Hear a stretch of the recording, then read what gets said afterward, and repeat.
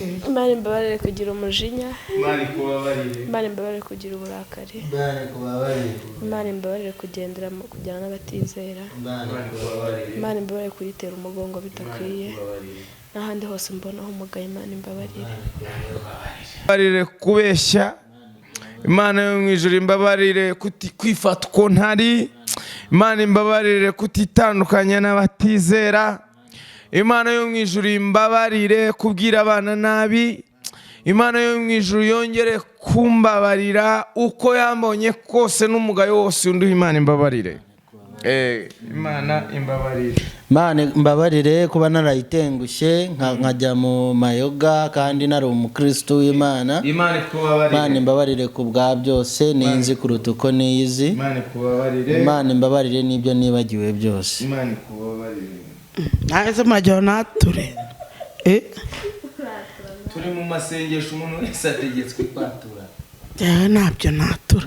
None wowe uri marayika turi kumwe nawe hano. N'umukiranutsi gira 17. Nase nyene marajya byanje mbibabwire. Bwira Imana. Bwira Imana ntubite. Mwaratsenga zavuga ubutanga. Imana iravuga ngo mwaturane ibyaha byanyu kugira ngo mubabarire. Amen. Urajya mvuga ibyo nakoze. Ariko nubwo umwuka wera. Nese ko nkunda byeri kandi nkaba ntayihorera. Ndamutse mvuze ngo nkura kuri byeri mukavuga mena ngahita nyireka. Natungwa niki. Ubundi vino n'umukobanyi inzoga zirakubaganisha. Ugomba kwatura ibyaha ubundi ukababarirwa mu izina rya Yesu. Tugasaba Imana imbaraga gushoboza kureka ibyo byaha. Haleluya. Yambabariye. Fasha mwana. Ugiye kugira igikundiro muri iki gihugu. Ugiye kujya usengera abarwayi bakire. Ugiye kujya uhanurira abantu ibintu wanuye bisohore mu izina rya Yesu. Uhawe imbaraga bundi bushya. Uhawe amavuta bundi bushya. Uhaza tikisikitala.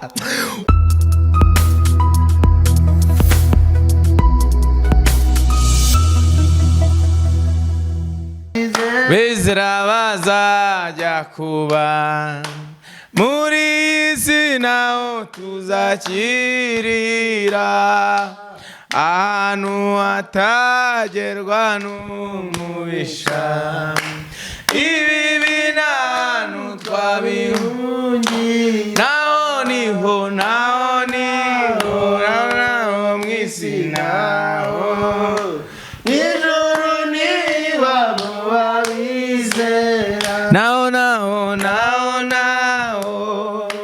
Mwisi naho mw'ijuru ni wabo wabizera. Tuzimuka mwisi tugera iwacu. Eza twubakiwe n'umukiza. Ku Mana yacu hari amazu meza. Yubakanywe isuku tutarabona. Ni iwacu. N'ubuturo bwiza tuzahoramo. Ni iwacu. N'ubuturo bwiza tuzahoramo. Amen. Haleluya. Haleluya. Tuzamurira Imana icyubahiro. Imbaraga z'Imana ziraha hano. Haleluya. Reka tubanze dusenga Imana ubundi dutangira amasengesho yacu. Twari turirimbye umuririmbyi uvuga ngo ntaho mwisi si iwacu, mwijuru ni hiwabo wabizera. Haleluya. Haleluya. Uri Imana nyamana, uri Imana ishobora byose.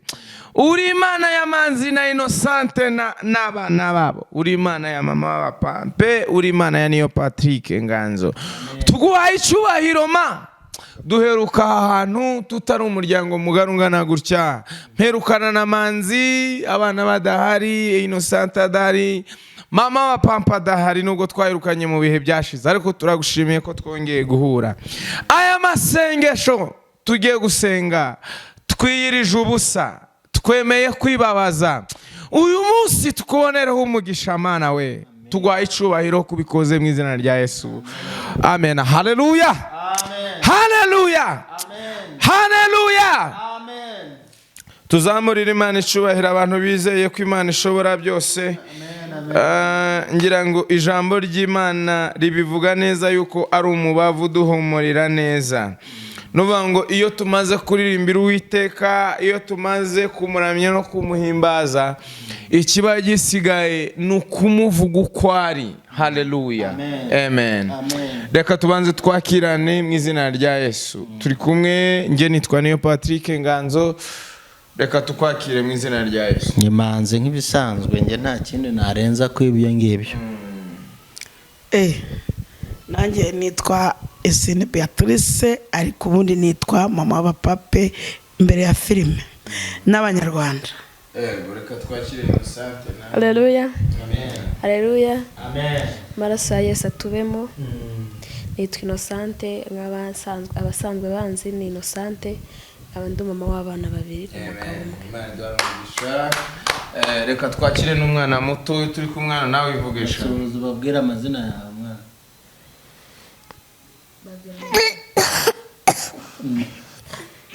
Witwa nde?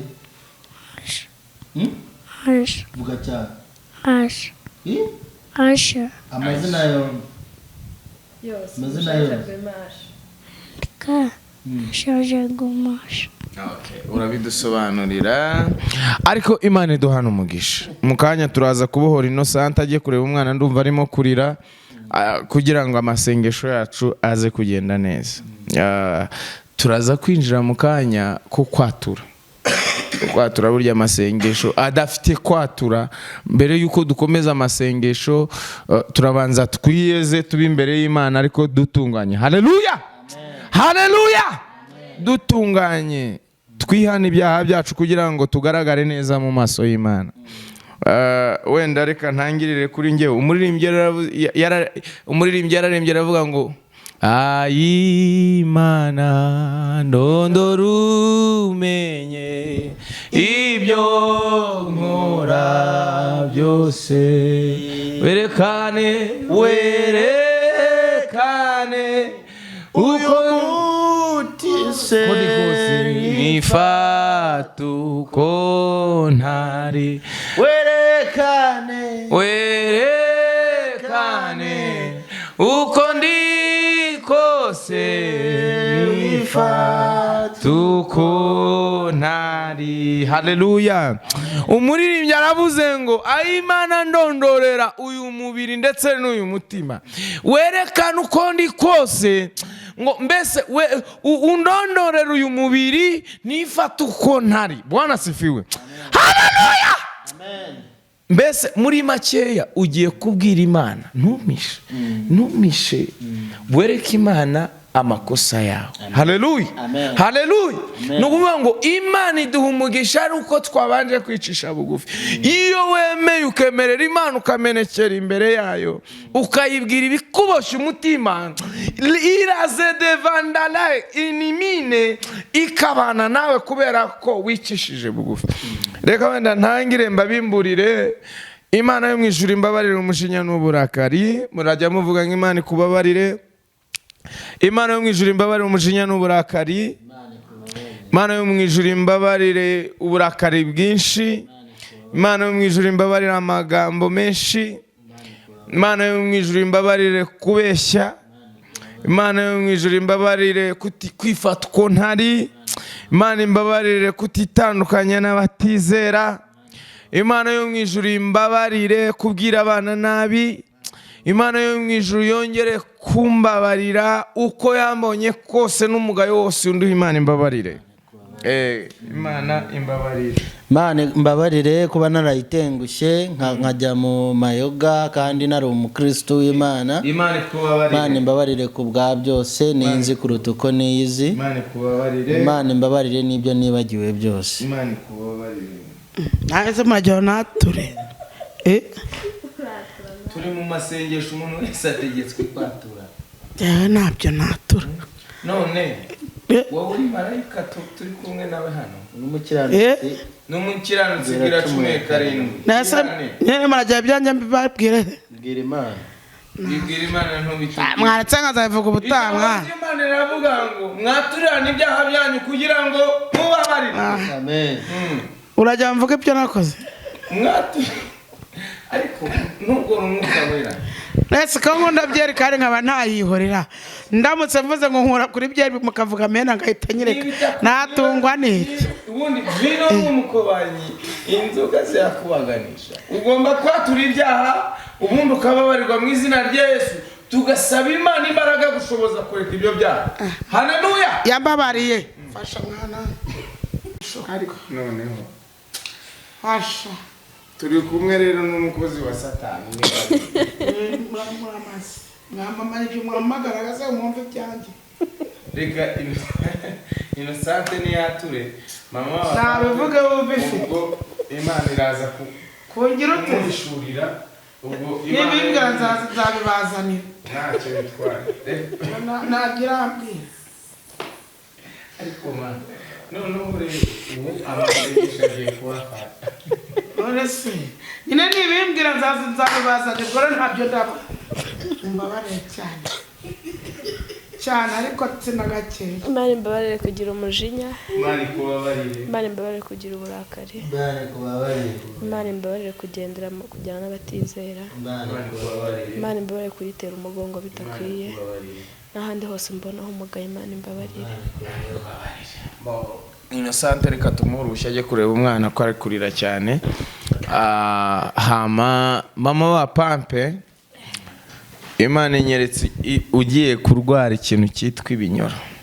Ibinyoro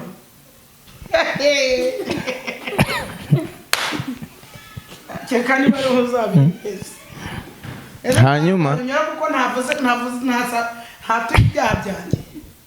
Nzarwara ibinyoro kuko ntavuze ibyaha byanjye mbibabwiye. ubundi umugabo witwa Yona yisanze mu nda y'urufi kubwo kwinangira umutima. nakubwiye ko n'intuma nzaza nkavuga kuri ntabwo yanumva. Imana inyeretse igiye kugukoza isoni muri rubanda.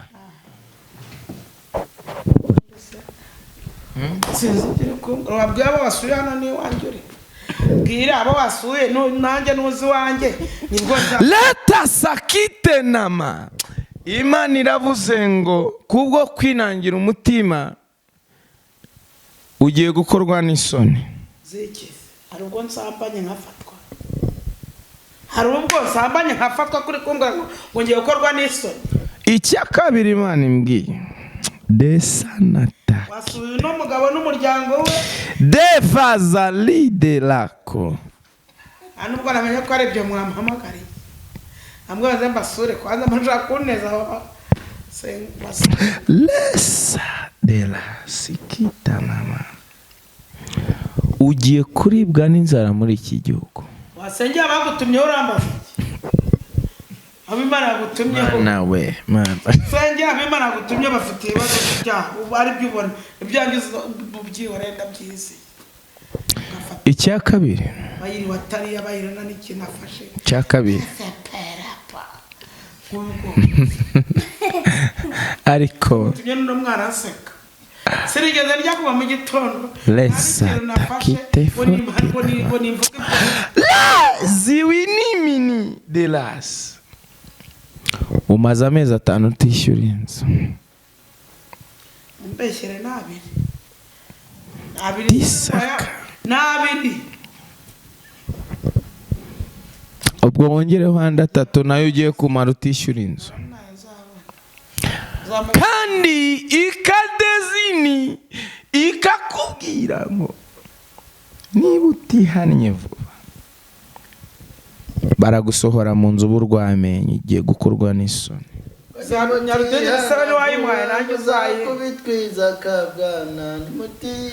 vuba muzakubitwiza kabwana nimutihana vuba muzakubitwiza nimutihana vuba muzakubitwiza kabwana muzakubitwiza kabwana nimutihana.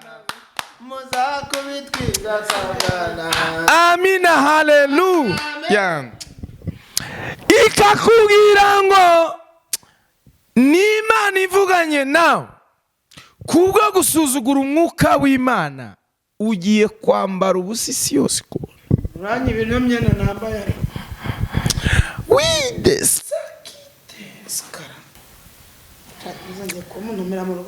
yakurinze kwandura sida. ubwo rwara kiko nahirwaye sangana nandenze sigaranye za daso sirikare barapfuye ariko ugiye kwandura sida kubwo gusuzugura umwuka wera w'Imana. sida se yandura La sitikine forme dile sanda kita. Imana irakubwiye ngo wahorze uri umukozi w'Imana, ahubwo bwiro yobwira waririmbiraga Imana ikanezerwa, wavugaga Imana, Imana ikanezerwa, ariko waje guteshuka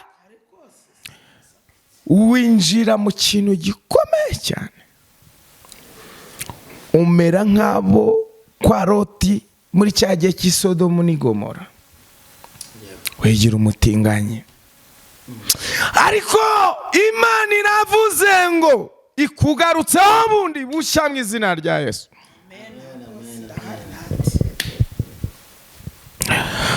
Timela saki de la zalime la kos, uzaba umushumba mu izina rya Yesu. Le salime divenamanda la kos. Ariko Imana inyeretse waragiye mu bapfumu. Ibintu by'abapfumu urabivugaho iki? Umugabo kumenya ari kubona nabigiyemo kandi byinshi, nabigiyemo byinshi, kumvura kuno kuguru, no kumpa ubutunzi, no kundebera ikibazo ukuguru kwari gufite ngo bakuramo inzoka. Nabigiyemo byinshi pe. Imana iravugana nawe ngo niyo yakurinze uba warapfuye. Irongera ikavugana nawe ngo ubwo cyagiye wayitambiraga nicyo cyatumye ikuzigama, ikurinda gukenyuka, ikurinda gupfa imburagihe, ikurinda gupfa utirereye abana, ikurindira ukuguru uyu munsi ubugendera mu mbago. Haleluya. Ariko n'Imana ikugarutseho bundi bushya. La zenime ini dezalivili wala nime nda sokata. Imana inyeretse amamodoka yawe igiye kongera kuyagusubiza. Haleluya. Pitakone dezalime lako. Imana inyeretse abana bawe baziga muri Amerika mu izina rya Lize Levide Balande lako. Abana bawe baziga muri Amerika. Amen. Ikiyongeraho, umugore wawe agiye kubona akazi gakomeye cyane, Innocent. La sikuta de varie. Ugiye kugira abana benshi, ugiye kwitaho, ugiye kugira ibigo bya orferina, ugiye kujya umenamo amafaranga. Imana igiye kukugirira neza ku buryo uzafasha n'abandi. Las zide sont akite fo. Akira amavuta y'igikundiro mu izina rya Yesu. Akira amavuta y'amafaranga mu leza dela nime fos. Akira amafaranga mu izina rya Yesu. Akira amadolari mu izina rya Yesu. Akira igikundiro bundi bushya mu izina rya Yesu. Kimana inyeretse iguhaye umwana w'umukobwa. Iki nicyo gihe kugira ngo umuntu wese wagusuzuguye azaza gupfukamiye. Ijambo ry'Imana ryanambwiye ngo Yosefu bene se baramwihakana. Haleluya. Yosefu bene se baramwihakana, barangije bamugurisha muri Egiputa. Ariko kubera ko yari afite umugambi w'Imana ku buzima bwe, igihe cyarageze aba umwami, arangije bene se bamwihakanye bamugurishije muri Egiputa, barangije baramupfukamira kuko umugambi w'Imana wari wasohoye. Haleluya.